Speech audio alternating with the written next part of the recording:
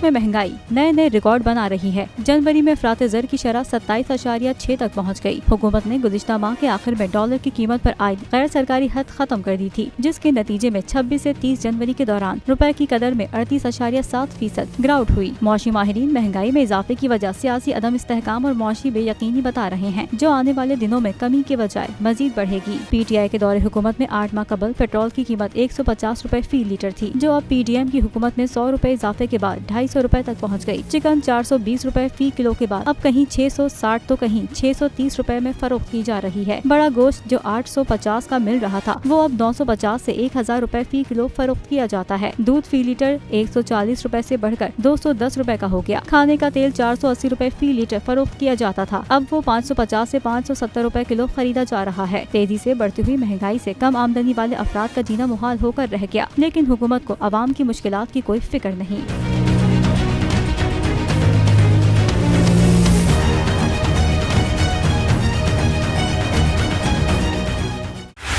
बोल उड़ाएगा सबका होश, भूल जाएंगे सब अपना जोश।